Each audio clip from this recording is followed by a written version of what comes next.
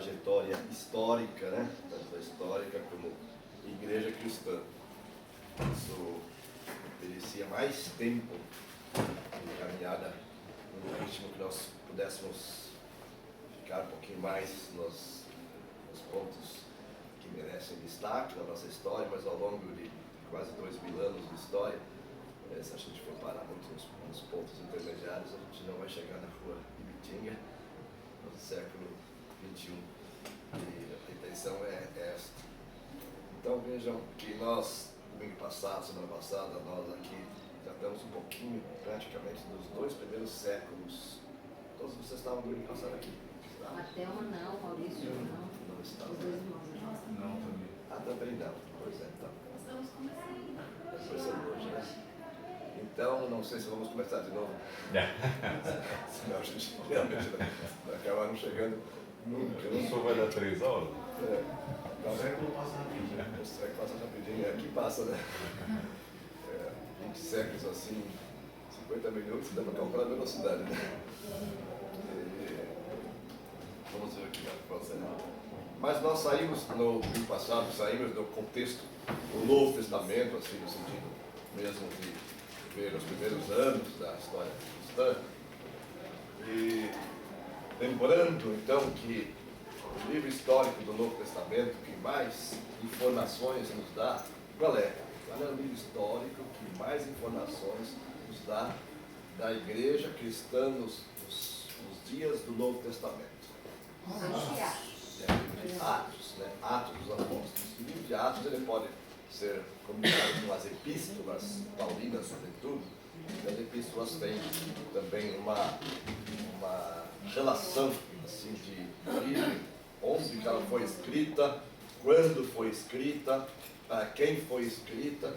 Isso dá para fazer então aí um cruzamento com o livro de Atos dos Apóstolos e vamos então ter uma clareza maior sobre os primeiros 32 anos de história da igreja cristã, que estão representados então de alguma forma relatados, mencionados no livro de Atos dos Apóstolos. 32 anos de história cristã.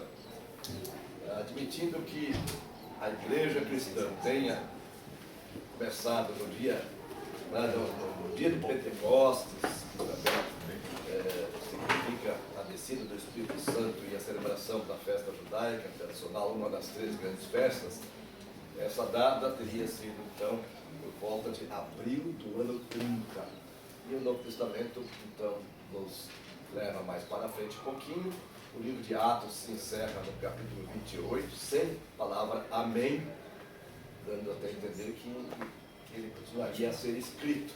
E tem sido usada essa figura um pouco até para os nossos dias, dizendo qual será o capítulo de Atos que nós estamos escrevendo aqui na história da igreja cristã. No entanto, não há esse salto assim tão direto, porque existe toda uma caminhada. E nós vimos no ano passado também, para quem aqui estava, que os primeiros séculos, mais ou menos até o ano 313, que é uma data marco referencial muito importante da nossa história, da história cristã, nesse período que vai então dos dias dos apóstolos, que são muito perseguidos pelo judaísmo, e depois, com a morte deles, há uma geração sucessora desses apóstolos, e então nós temos uma temporada que compreende assim o 2º século, e entra um pouco no 3º século, e ali nós então encontramos alguns nomes, né? Esses nomes acabam compondo um rol assim, chamados pais da igreja, né? Cujo estudo então daquela época chama-se patrística de pater, que quer dizer pai em latim. Então a patrística diz respeito ao que os pais da igreja contribuíram. E houve diferentes então, categorias de pais da igreja, aqueles que eram mais apostólicos, ou seja, eram pastores, havia aqueles que eram mais polemistas, aqueles que estavam tratando então de assuntos doutrinários e tentando esclarecer e evitar os desvios pelas heresias. E havia aqueles apologéticos, que seriam aqueles que estavam fazendo a defesa da fé cristã diante dos ataques inimigos. Os ataques que vinham de fora eram principalmente ataques que seguindo, nessa altura já, então estou falando dos anos 110, 150, 180, 200 e pouco. Os ataques externos eram praticamente as perseguições que o Império Romano impunha contra os cristãos pela principal acusação de que os cristãos eles não conviviam, conseguiam manter a sua fé junto com o culto ao imperador, que era realmente então uma grande prova de lealdade, de cidadania. O Império Romano era você que também conseguia prestar o seu culto, apesar da sua devoção particular, da sua fé, da sua religião, você também prestar sua homenagem religiosa ao imperador romano, sem o que então você seria já visto assim como suspeito de uma certa traição ou de uma falta de fidelidade ao império. Então as perseguições dos cristãos se desenvolveram muito desde o ano, por volta do ano 90 da era cristã.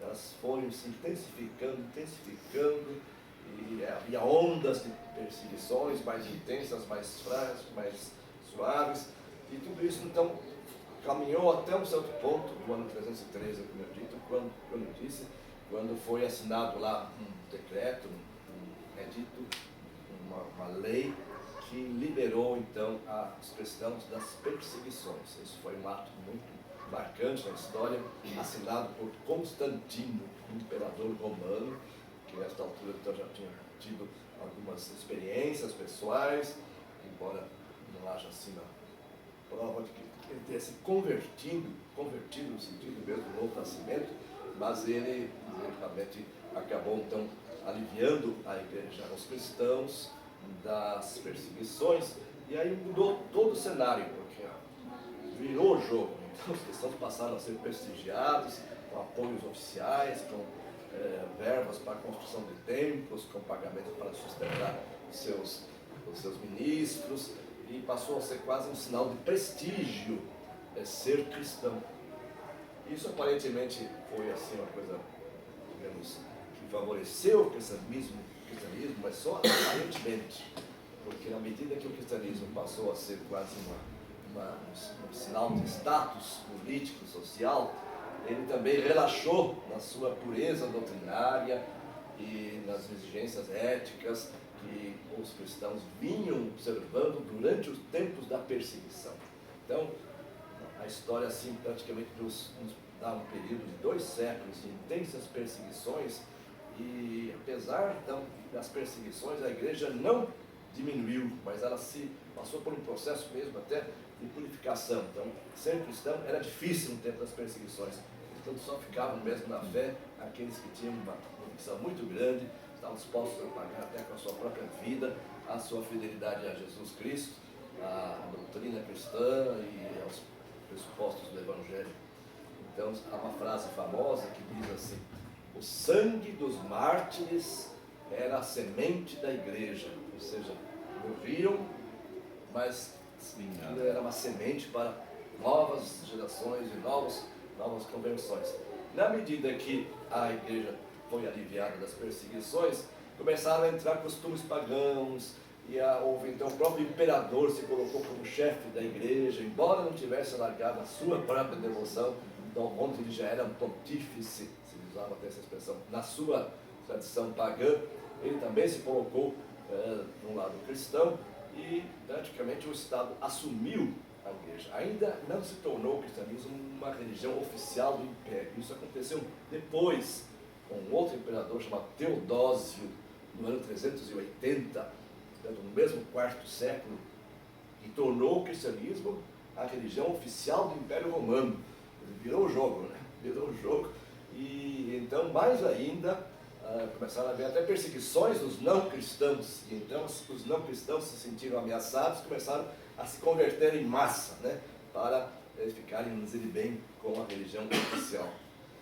Isso não foi bom para a igreja, porque trouxe então toda essa diminuição dos seus valores, mas paralelamente nós tivemos vozes desses pais da igreja, e alguns são muito conhecidos.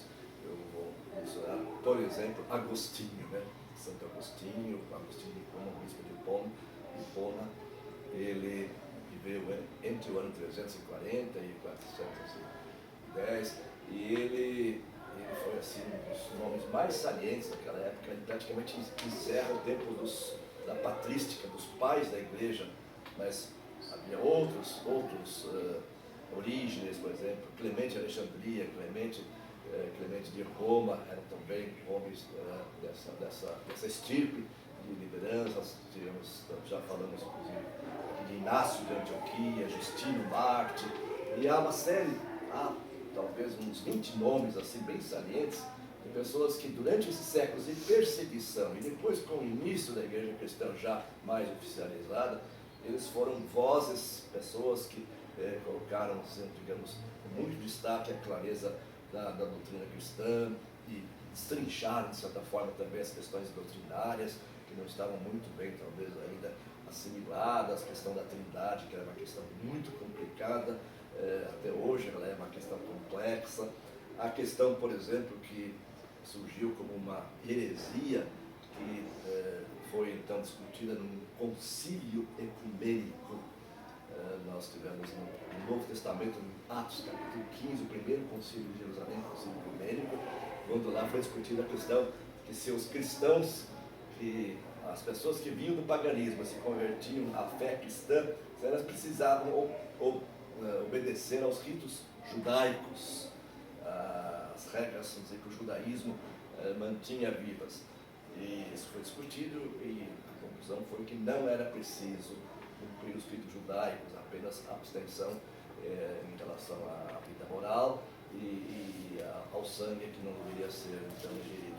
E mais tarde, com a discussão de que se Jesus era de fato Deus, se ele estava revestido realmente da divindade, essa questão foi muito debatida. É um concílio que foi o primeiro concílio ecumênico, já fora dos dias do Novo Testamento, uma cidade chamada Niceia. É o primeiro concílio ecumênico em Niceia, no ano 325. Reuniu cerca de 300 pastores, que nessa época já eram chamados de bispos, não no sentido de hoje, assim, tanto tecnicamente, mas eram os pastores das igrejas mais representativas, estavam das igrejas locais representativas, não havia ainda uma proliferação de denominações. E ali se reuniram, então, para discutir a questão da divindade de Jesus Cristo.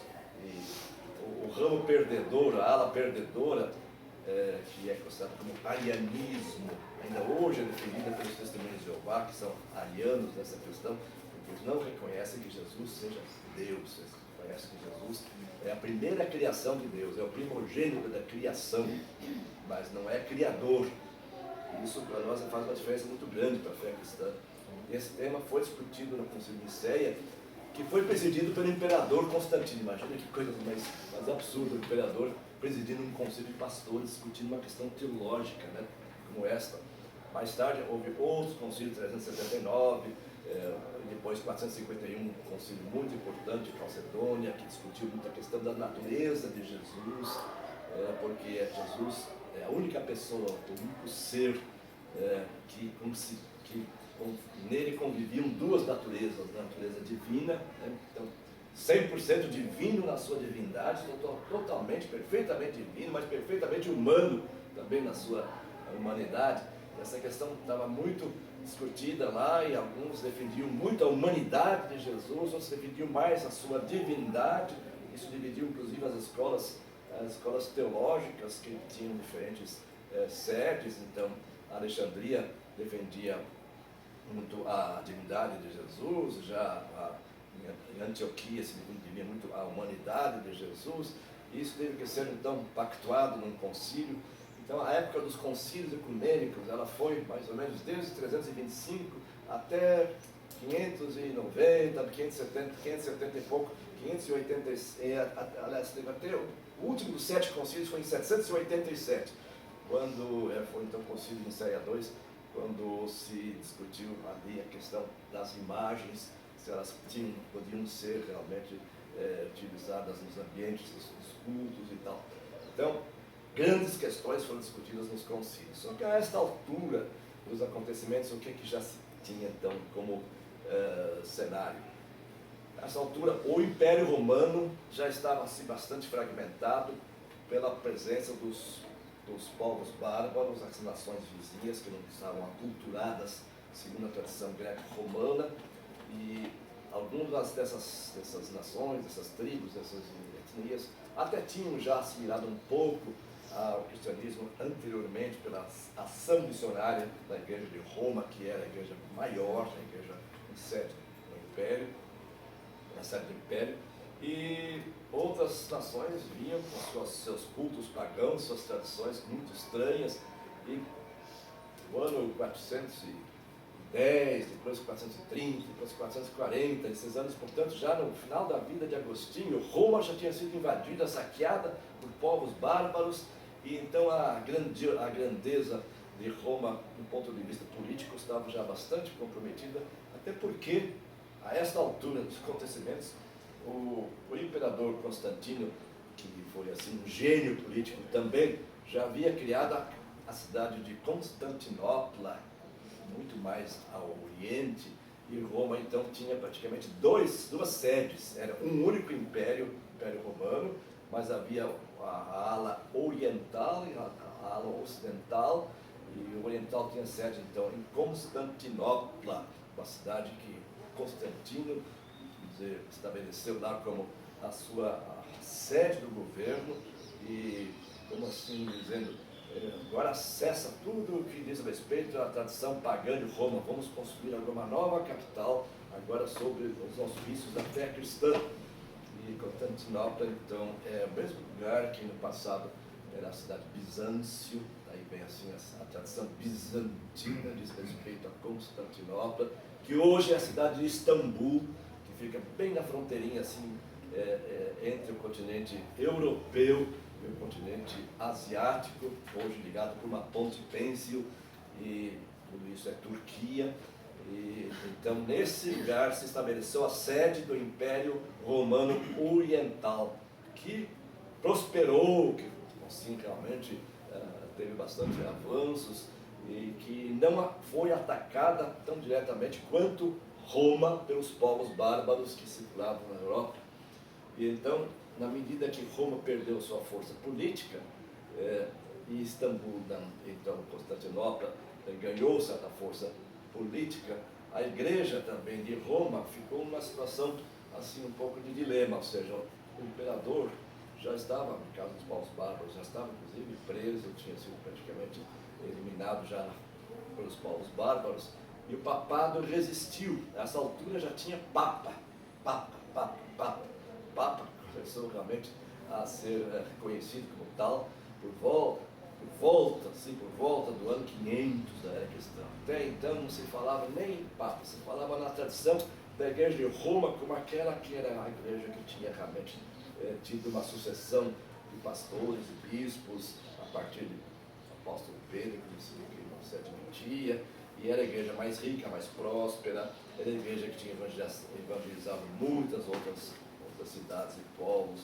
Então ela tinha uma natural preeminência, era preciso, de certa forma, estruturar uma igreja que realmente tivesse, digamos, uma certa uniformidade, daí ter surgido a chamada igreja católica,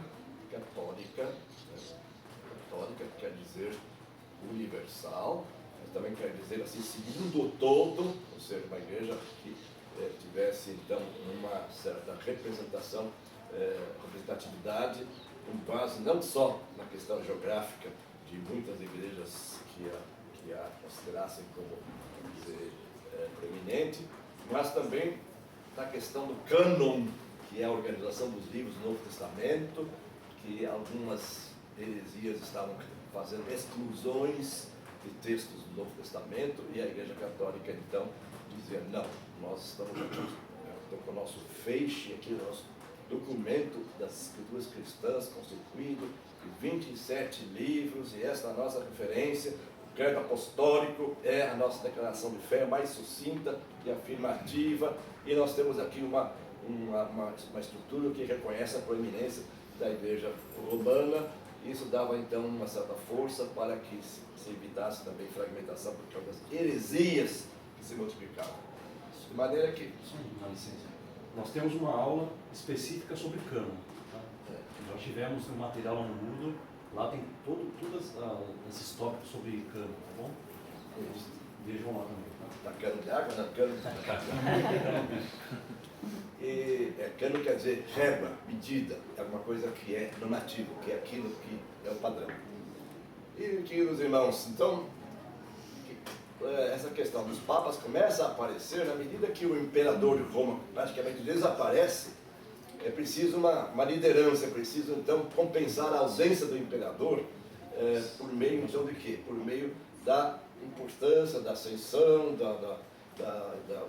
certo destaque cada vez crescente ao bispo da igreja de Roma, sediada na cidade de Roma, já destruída, já invadida, mas a igreja permanece. Há então um certo entendimento de que o bispo seria então aquele que ainda salvaria, digamos, o Ocidente, a civilização ocidental, o cristianismo, e isso aconteceu realmente. Isso caminhou para uma instalação de um bispo que se tornou realmente assim o papa mais proeminente daqueles séculos, que foi Gregório I, que se instalou em Roma em 590 e deu à Igreja Católica, então já assim chamada Igreja Católica, deu assim uma estrutura e estabeleceu uma liturgia e uma organização assim dogmática que deu realmente um corpo,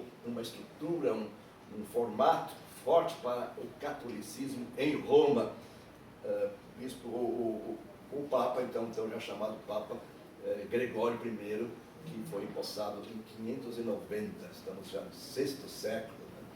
E nesse momento em que o Papa Gregório assume, e o cenário da Europa é um cenário conflituoso, com muitas guerras entre povos vizinhos, Roma destruída e as tradições culturais de Roma diluídas pela presença de vários povos. Então, o que acontece? Acontece que se diz, então, francamente, que entrou-se na Idade Média. E a Idade Média, nesse caso, representa todo um sistema, por exemplo, feudal, os senhores que possuíam as terras, um retalhamento da Europa com lutas e guerras. E a Igreja Romana passa a ser praticamente a referência, dizendo assim, olha, acabou tudo, não tem mais imperador, não tem mais governos fixos, o mapa do império está todo retalhado, mas a Igreja permanece. E o Papa, então, é a figura realmente que se sobressai. Estamos falando em 590, 600. Agora, logo depois, em 622, o que acontece? No mapa histórico, o que acontece? Surge também o Islã, o islamismo. Surge Maomé, com a sua versão, digamos, religiosa. E Maomé, ele bebeu nas fontes do judaísmo e do cristianismo. E era um homem piedoso. E ele, então, assim, segundo se diz, teve assim, um entendimento, uma visão, um conhecimento sobre como devia realmente ser levada uma religião que fosse monoteísta 100%, que esse era um problema que sempre se carregava, a questão da trindade era uma questão problemática. Se falava que era um único Deus, mas revelado em 3 pessoas, o Deus triunfo, isso não entrava na cabeça de ninguém. E havia sempre essa questão de que Jesus virtualmente não era Deus, era um homem dotado de características e de dons e de atributos singulares, mas não seria Deus propriamente. E Maomé resolveu esse problema dizendo, não, é só Deus, o Alá, é o Senhor, é Deus, é o mesmo Deus, é o mesmo Deus.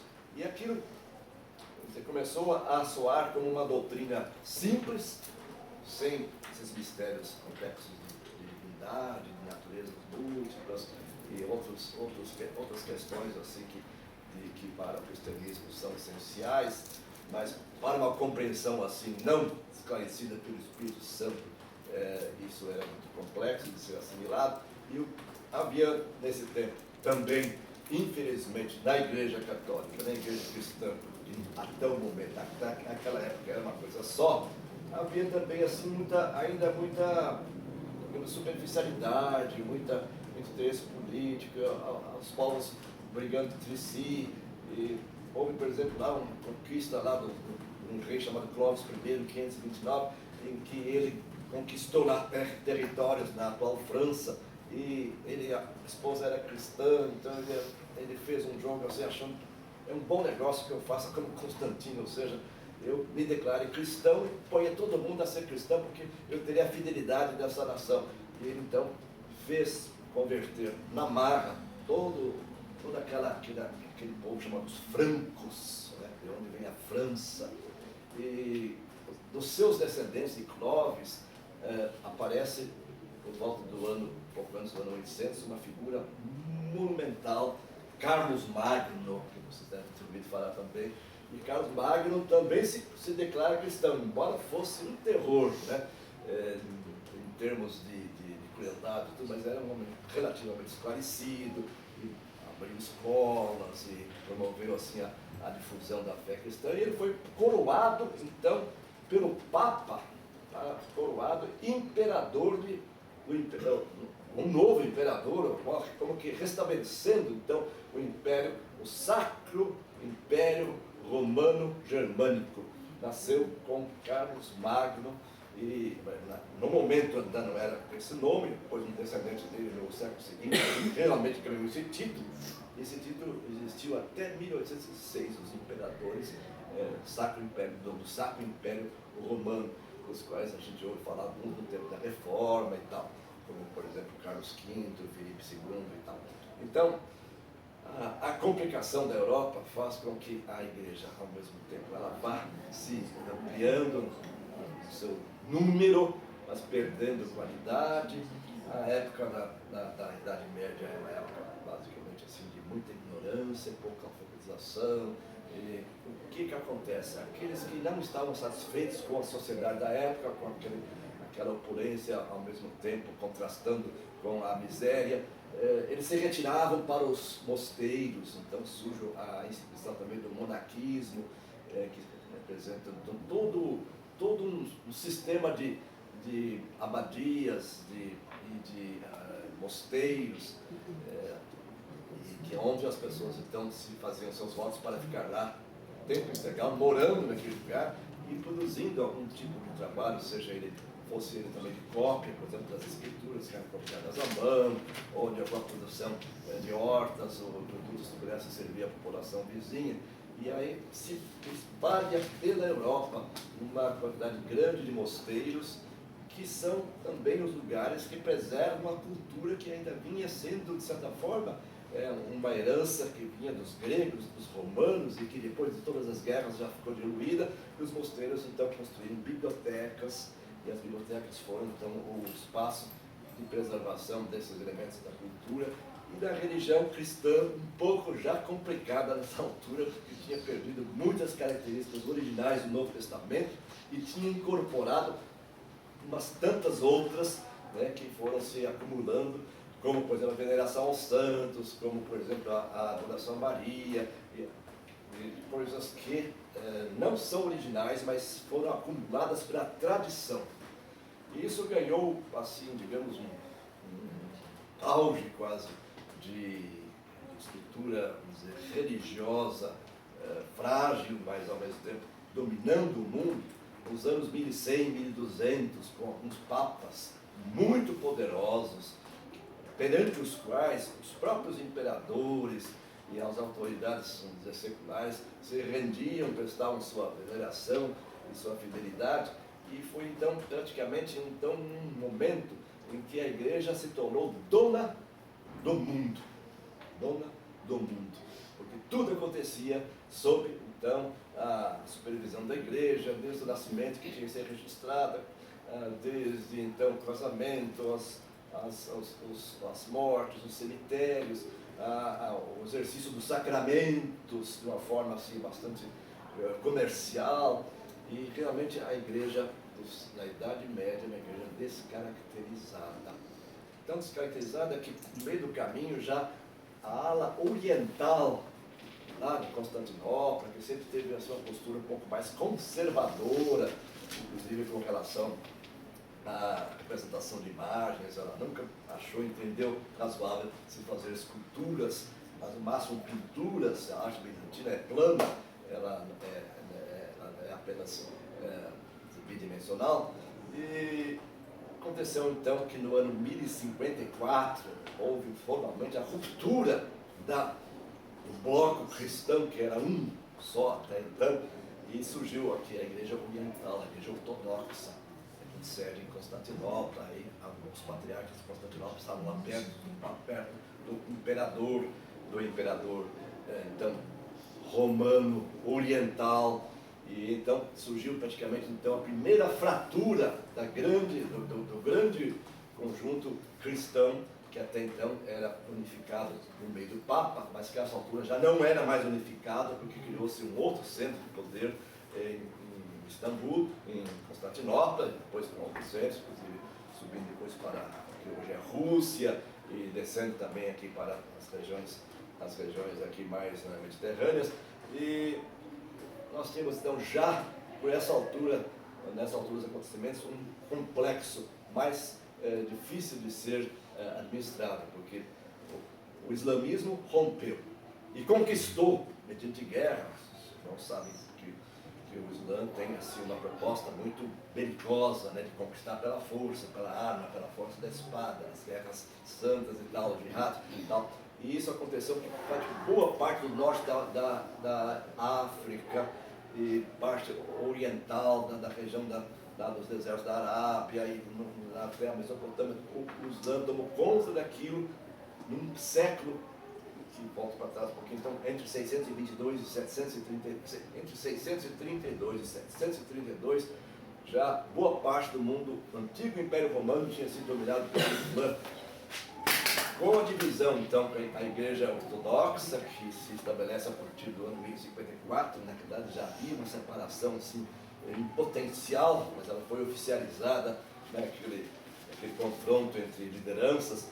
Então, já o catolicismo ocidental estava mais frágil, pois totalmente dominado pelos papas, e aí, então, é que percebemos que ao longo dos séculos novos desvios vêm se incorporando. Houve um famoso concílio, por exemplo, na cidade de Latrão, concílio em 1215, as que nós já ouviram falar, esse concílio, naquele concílio, por exemplo, se estabeleceu, por exemplo, a doutrina da transubstanciação, que é aquela afirmação de que o ato da ceia, da Eucaristia, é concreto, é real, que é o sacrifício de Jesus que se estabelece naquele momento. Realmente, então a missa é um ato realmente de repetição do sacrifício de Jesus, coisa que as igrejas, todas as igrejas protestantes nunca aceitaram, e se estabeleceu o culto oficializado a Maria, vamos dizer, são os seus méritos para ser cultuada, etc. E purgatório, por ser a partir do purgatório, que não existia originalmente, mas foi aos poucos ganhando forma. Em 1215 foi oficializado. Imagina então que a igreja, que originalmente no Novo Testamento não tinha nada disso, ela ganha elementos novos acumulados pela tradição. Isso tudo cria um cenário, meus irmãos, que ao mesmo tempo que é um cenário assim, de grande difusão do cristianismo, e a materialização disso aparece muito nos anos 1300, 1400, 1200 em frente, que são as catedrais com estilos que antes eram romanos, agora são góticos, com o povo mudo, visigodo, com boa parte também das antigas províncias romanas. Aparecem as primeiras universidades, para dar inclusive toda uma base agora mais científica, mais cultural às comunidades. Ao mesmo tempo, o evangelho bastante descaracterizado. Então, dentro da própria Igreja Católica surgem movimentos dos místicos, alguns movimentos reformistas nos mosteiros, nas abadias, e há várias histórias muito bonitas ligadas àquilo que aconteceu num determinado lugar, por exemplo, na França, em Cluny, havia, por exemplo, um movimento de renovação, de busca das escrituras, e as escrituras eram naquela época, então, todas escritas em latim, a partir da tradução que São Jerônimo fez lá por volta do ano 410, e o povo não entendia latim. Latim é uma língua, já nessa altura, uma língua reservada para os meios mais cultos, ou seja, o povo não lia as escrituras. E então, meus irmãos, os anos 1200, entre 1224 nasce Tomás de Aquino, né, que se tornou o maior nome da história do catolicismo, se tornou um teólogo cuja contribuição foi assim gigantesca, e ele então era teólogo, mas também boa base filosófica. Ele, de certa forma, converteu Aristóteles para o cristianismo e colocou toda a tradição filosófica de Aristóteles em termos, e estruturou, então, através da sua Suma Teológica, estruturou praticamente a doutrina católica, deu todo um arcabouço realmente doutrinário, e tanto é assim que mais tarde se reúne no século XVI, em 1543, se reúne o Concílio de Trento, né? Trento. Nessa altura, o que tinha acontecido em 1543? O que é que vocês associam no século XVI? O que aconteceu no meio do caminho? A reforma. Pois então, o Concílio de Trento foi convocado já num esforço de contra-reforma. Mas do século então, XII, XIII, escolasticismo, toda aquela vamos dizer, uma certa multiplicação assim, de pensadores, escrevem muito, falam muito, discutem muito, fazem muito texto, muito discurso, e pouca fé cristã autêntica, mas surgem algumas tentativas, surgem algumas lideranças que acabam sendo sufocadas. 1300, por exemplo, em 300 e pouco, surge Wycliffe na Inglaterra, que é considerado um pré-reformador, teve a coragem de ter traduzido as escrituras para a língua então falada lá em inglês arcaico. 1415, João Hus, na Boêmia, que é uma região compartilhada entre a Tchecoslováquia antiga e a Alemanha, a Morávia, surge também, é queimado numa fogueira, porque se é considerado como herege. Surge um pároco, um padre na cidade de Florença, Savonarola, que faz um discurso assim, muito contra a corrupção do Papa, contra o domínio do Papa, que é considerado também um dos precursores da reforma, até que o clima já na Europa, um pouco agora abalado, do ponto de vista assim, da estabilidade política, pelas descobertas transcontinentais, ou seja, pelas viagens marítimas, pelo aparecimento dos continentes, há todo um movimento de renascimento cultural, começam a surgir aqueles nomes famosos na pintura, na escultura, e aqueles nomes que vocês conhecem, Michelangelo, Galileu, Rafael,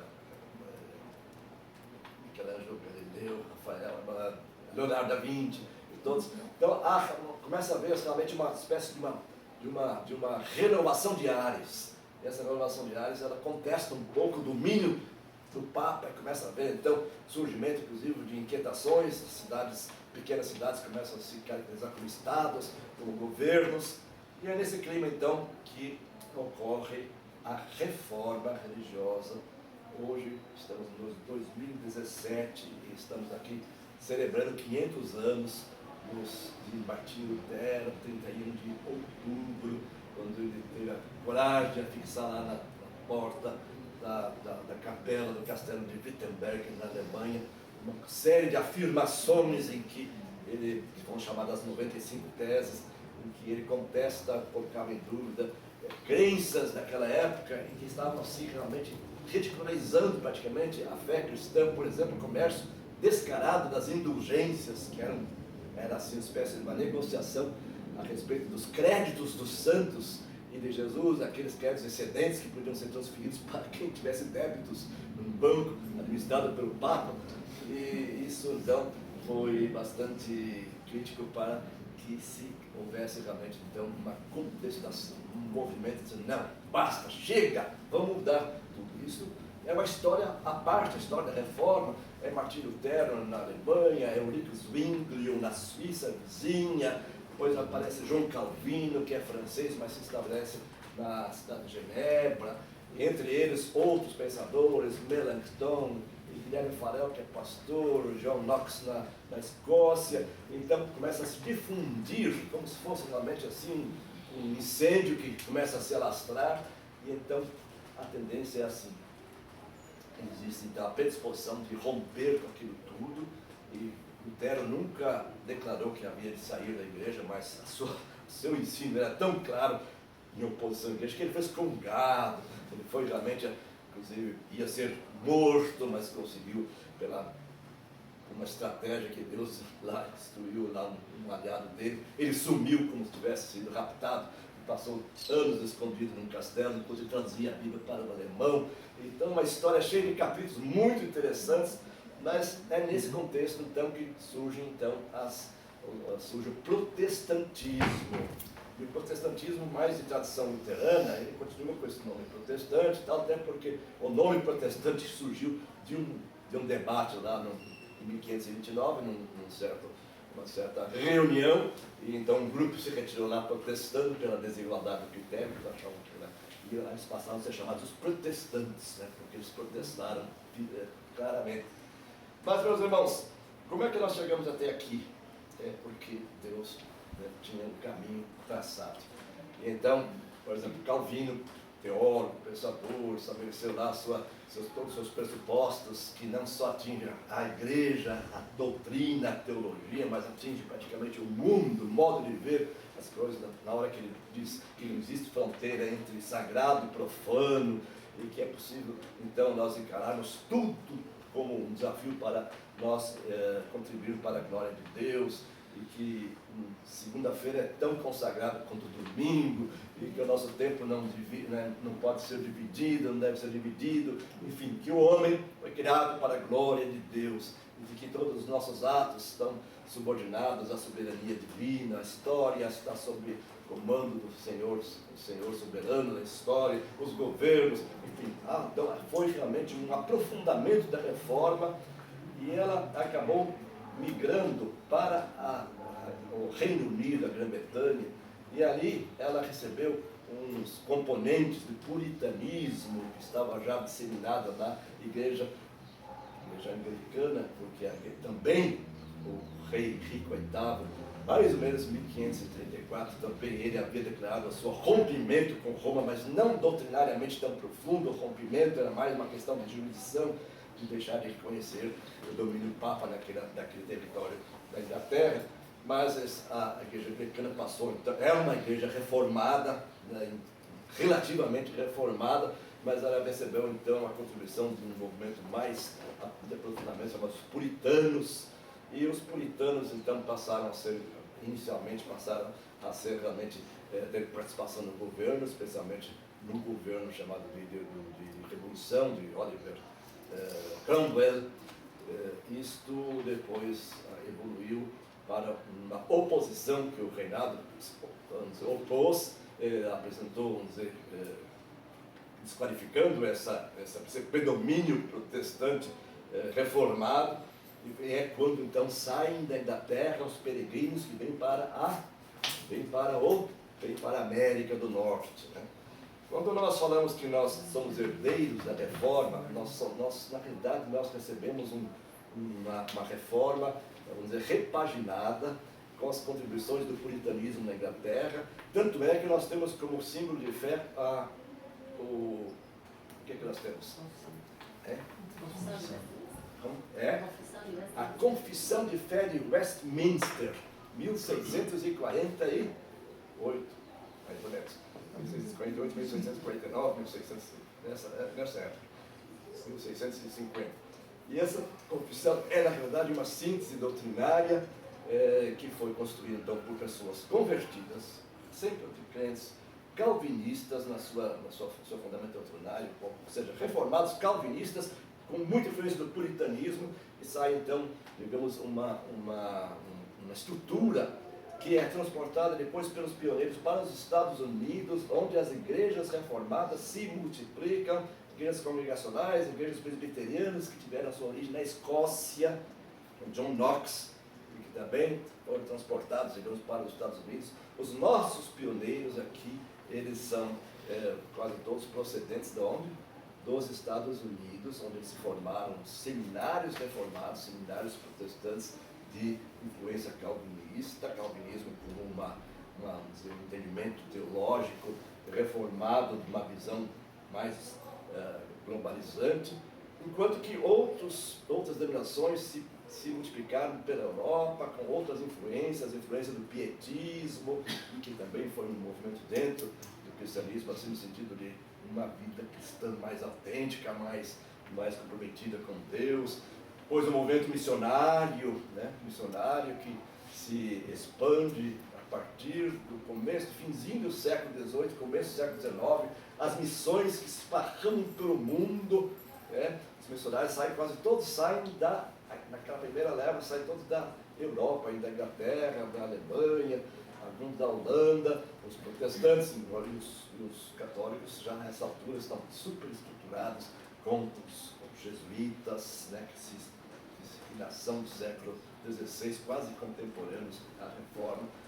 A Contra-Reforma, ela foi então uma resposta à Reforma, e o Concílio de Trento, que durou 18 anos, em três períodos, de 1545 a 1563, o esforço missionário. Nós aqui no Brasil tínhamos, desde a descoberta do Brasil, tínhamos apenas o quê? A presença de jesuítas, né? Que são representantes da Contra-Reforma. Quando houve aqui tentativas de entrada da Reforma, e reformados aqui pelos franceses de Brigagnon ou pelos holandeses do Nordeste, foram rechaçados, destruídos. Até hoje a nossa história é assim: invasão francesa, invasão holandesa. Isso então mostra que a versão era assim, que o domínio de Portugal significava também o domínio do catolicismo romano, aqui representado inicialmente pelos jesuítas, que foram encarregados da catequese e da educação no modo geral, mas outras missões, várias outras missões, ordens religiosas, lazaristas, dominicanos, franciscanos e tantos outros que chegaram ao Brasil ao longo dos séculos. E a presença então aqui no Brasil, inicialmente, então, dos missionários que vieram, chegaram no Rio de Janeiro, que era a sede do Império. Chegaram primeiro representantes metodistas, que vieram como comportores, vendedores de Bíblias, alguns congregacionais. E no que diz respeito aos presbiterianos, o nosso pioneiro, quem foi o pioneiro no Brasil? O primeiro missionário que vem dos Estados Unidos, formado no seminário de Princeton, que era assim, praticamente a matriz teológica, né, reformada nos Estados Unidos.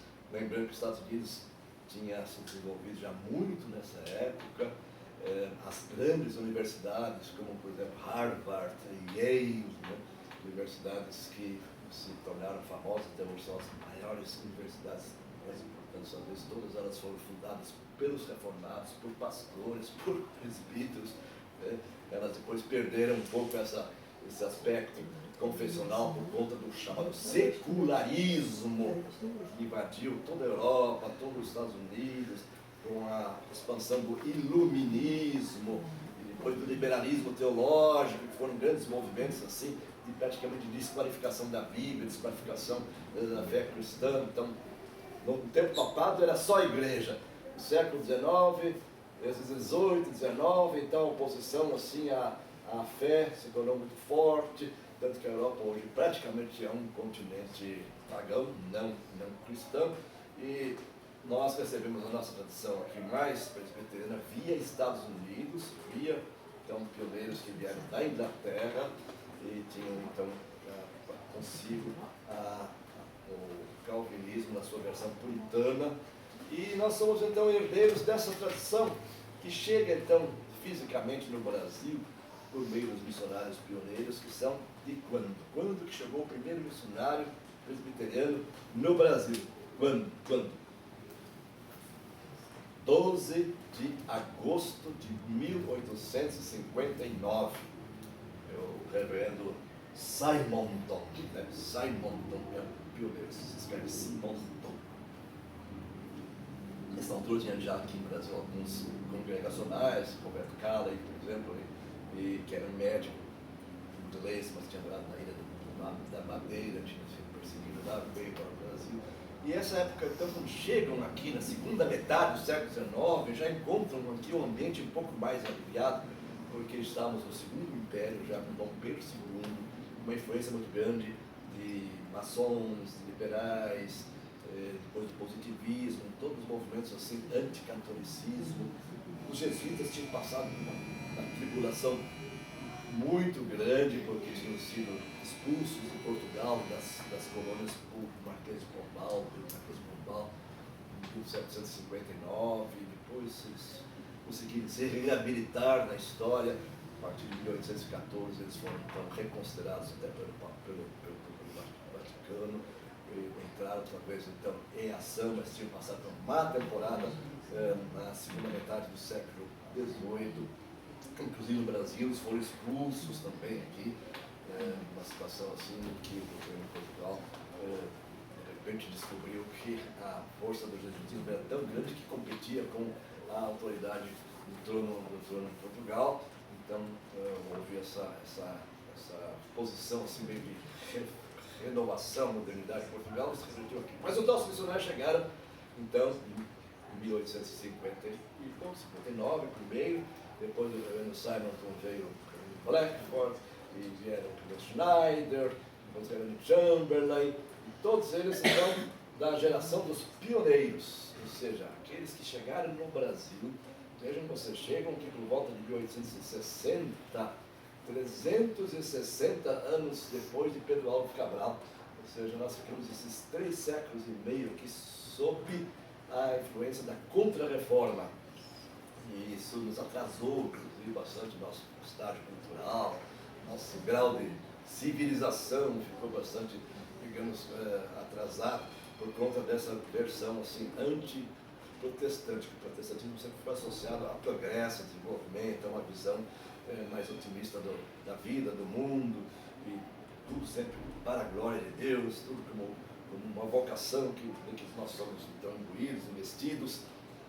E esses missionários que chegaram então praticamente no Rio de Janeiro, começaram então as suas andanças pelo país, e aqui em São Paulo, capital, a primeira igreja presbiteriana foi organizada aqui no dia 5 de março de 1865, portanto faz 152 anos, né? 152 anos que nós temos que existir. É pouco tempo, se considerado que o cristianismo tem quase 2000 anos, é muito tempo se considerado que nessa ocasião não tinha nenhuma denominação evangélica, protestante em São Paulo. Havia pessoas avulsas, metodistas. Os metodistas vieram também da Inglaterra para os Estados Unidos, e eles tinham uma outra estratégia, que era mais uma estratégia com escolas, com literatura. E então, a partir então da primeira igreja presbiteriana de São Paulo, que foi organizada aqui, também houve então tivemos um crescimento aqui na cidade de São Paulo, com igrejas, a igreja do Brás, por exemplo, a igreja do Brás foi uma das primeiras. Nesse meio tempo, houve a divisão da igreja presbiteriana independente, dia 31 de julho de 1903, liderados pelo grande guarda Carlos Pereira. Houve uma ruptura da unidade presbiteriana no Brasil por conta de alguns entendimentos com relação à maçonaria, com relação à estratégia de educação, com relação aos próprios missionários norte-americanos. Então foi como que um rompimento da unidade presbiteriana, e então surge a igreja presbiteriana independente, que fez trajetória própria, muito próxima da igreja presbiteriana no Brasil, em muitos aspectos, com algumas características que são distintas e que até hoje então pertencem à identidade de cada uma das denominações, que são ao mesmo tempo vizinhas, amigas, mas não são unificadas plenamente. E então aquela que era a primeira igreja presbiteriana em São Paulo, hoje ela está na rua Nestor Pestana, ela é a primeira igreja presbiteriana independente, e a igreja mais antiga, então não independente, está na rua SBS, 752, da qual eu faço parte do presbítero. E nós então temos essa responsabilidade desde 1900, na rua SBS, a igreja que não se separou da IPB, e desde 1865 a igreja independente, que representa assim mesmo que a sede mais antiga em São Paulo, a unidade mais antiga. Então a origem é uma só, reverendo Chamberlain foi o primeiro pastor, quem fundou o reverendo Blackford, depois o reverendo Chamberlain foi pastor, depois o reverendo Eduardo Carlos Pereira, e é nesse tempo que nasce o Mackenzie é a criação também do reverendo Chamberlain, em 1870, na casa em que ele residia com a esposa dele, ali na região do Bom Retiro.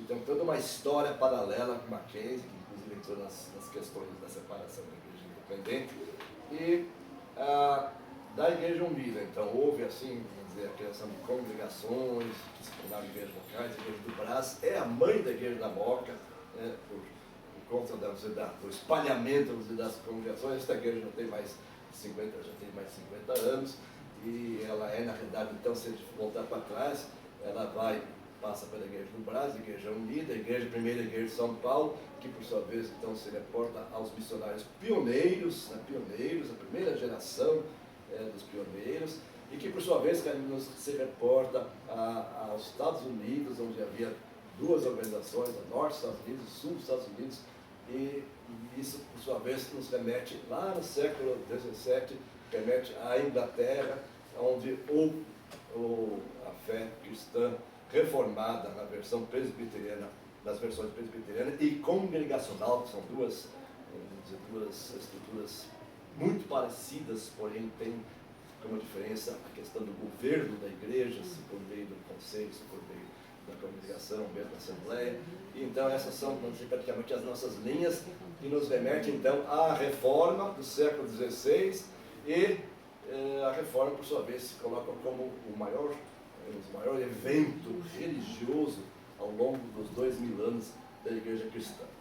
Claro, tem muitos detalhes no meio do caminho, muitos avivamentos, tem questões realmente muito interessantes, a questão toda das missões, da expansão toda, das influências teológicas também, das heresias, do liberalismo, e muita coisa que veio também ao longo dos últimos séculos. Eu estou olhando o relógio, estou vendo que está chegando no fim, eu queria aqui me colocar à disposição para alguma pergunta, se ainda for possível responder alguma coisa que possa trazer um pouco mais de luz sobre essa caminhada, que é muito rápida para poder, vamos dizer, realmente dar conta aqui da tarefa. Eu tenho algumas perguntas. Alguns. Bom, vamos ver, nós temos alguns minutos também. São coisas mais tranquilas. Assim. O que eu posso ter? Por exemplo, o senhor falou que a vertente muçulmana ela é composta de muitas guerras. Na história é. Pela força da espada. Mas se você se remete atrás, antes da época, na época que a igreja estava se expandindo, você pega as cruzadas também, que nada mais foi do que impor a nossa fé por espada. Então, por que eles têm essa dominação de guerra e nós não? Sendo que também fizemos e fazemos atrocidades até hoje contra essas igrejas e contra essas denominações, tentando impor a nossa religião para as outras religiões. Não, a sua questão é bem colocada. Começa lá, não? Estevão, é muito bem colocada. Eu pulei, assim, não intencionalmente, mas por conta da compactação dos temas, eu pulei, por exemplo, toda a história das cruzadas. Né?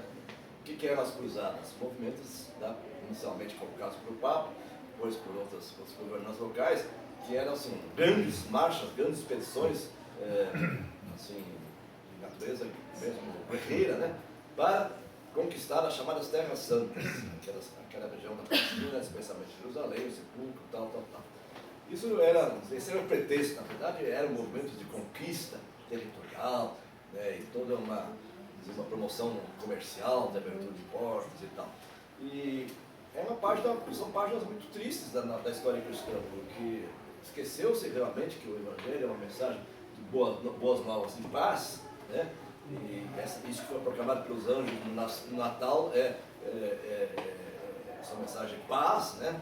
São as novas do Evangelho, boas novas, e isso foi, digamos, na realidade, isso foi um desvio muito grande. A Inquisição é outra história que eu nem mencionei a palavra Inquisição. A Inquisição foi iniciada pelo Papa Inocêncio III em 1198, e ela veio até aqui no Brasil, chegou aqui, até teve gente aqui no Brasil que foi presa, foi levada para julgamento em Lisboa e tal.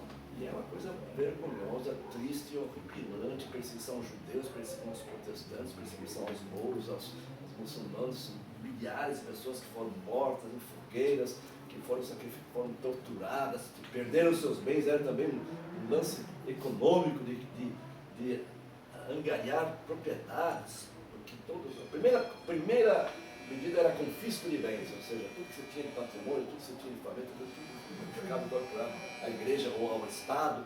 E tal. São páginas vergonhosas. Eu não faço assim a defesa disso, dizendo nós cristãos temos uma história bonita, os outros não. É que a característica marcante da difusão do Islã, num século ele conquistou praticamente meio Império Romano, não foi na base da pregação, foi na base realmente da espada. Agora, o cristianismo demorou muitos séculos para se expandir e muitas das suas estratégias foi na base da espada, da violência, da perseguição, e nós temos que nos envergonhar disso. Isso realmente não é uma parte bonita da história. Sim, a outra pergunta é que se você pega os maiores, os criadores, entre aspas, da igreja presbiteriana, muitos deles tiveram base na Suíça, sim, ou no norte da Europa.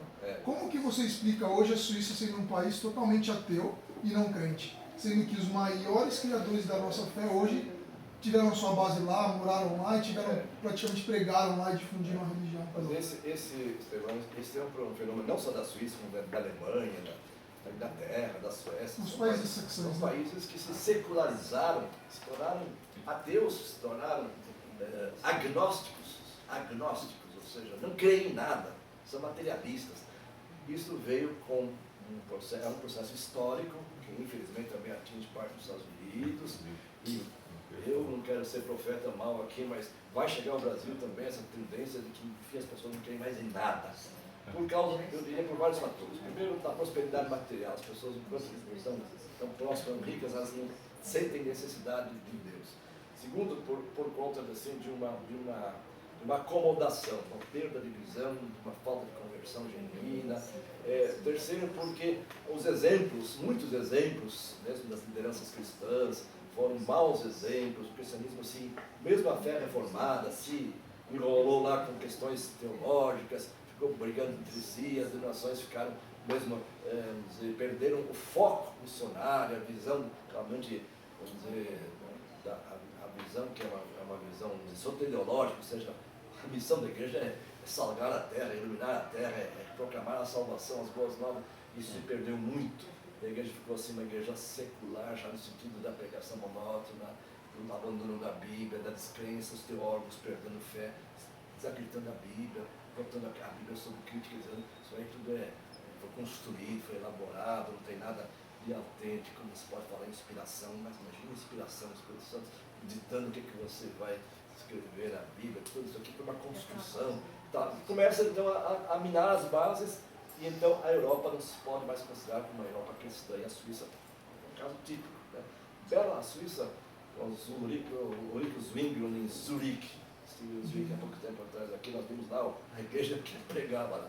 E João Calvino na área francesa, em Genebra, e outros, tantos teólogos também, suíços, uma tristeza. Mas isso não tem, assim, digamos, ele tem a sua explicação por conta, vamos dizer, da perda de visão, por causa dos desvios da acomodação. Né? Nós corremos esse risco também. Hoje nós somos, digamos assim, relativamente vigilantes e seguidores fiéis à palavra, e não perdemos o foco evangelístico, expansionista, missionário, mas a igreja que perde isso, ela daqui a pouco vira clube. E depois o clube, a pessoa se enfastia, fica velho, não quer mais o filho, já não quer saber do clube. Isso é um risco. E a minha outra pergunta não é mais uma pergunta, mas é mais uma sugestão. Assim. Ontem, antes de ontem, a gente assistiu um filme que chama Silêncio. É um filme do diretor Martin Scorsese, que é famoso, renomeado, em vários Oscars como melhor diretor e tudo mais. E o filme retrata a época de Tokugawa, no Japão, que, se não me engano, é entre 1046 e alguma coisa assim, daí para diante. E ele fala sobre a expansão do cristianismo pelo Japão, como se deu. São Francisco Xavier. São Francisco Xavier, dos jesuítas, 1549. Isso. Isso é lindo. Eu não conheço o filme, mas a história é bonita. Só que também aquela página também foi. É muito triste, porque você vê os cristãos se escondendo e muitos deles sendo mortos de maneira terríveis. E o objetivo do imperador na época era atingir os pregadores e não os crentes, né? Então, tipo, eles torturavam os crentes na frente dos pregadores para os pregadores renegarem a sua fé. Entendeu? Então é um filme bem marcante, muito forte, muito legal, fica a dica. Chama O Silêncio. É muito legal.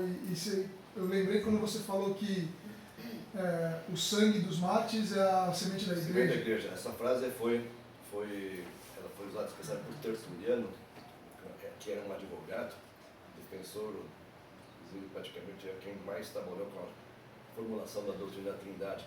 Mas ele reconhecia assim que as perseguições não silenciaram a igreja, pelo contrário, despertavam novas. Sim, e o protagonista do filme ele usa essa frase, acho que algumas vezes durante o filme.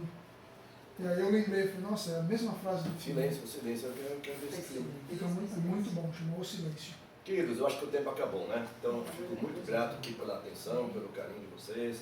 Pena que a história ficou muito na superfície, mas quem sabe depois. Mas bem explanada. Deu para pegar assim mais ou menos? Repito, Antônio, como é? Muito boa aula. Eu gostei demais. Gravou? Foi Panorama gravado? legal. Foi gravado?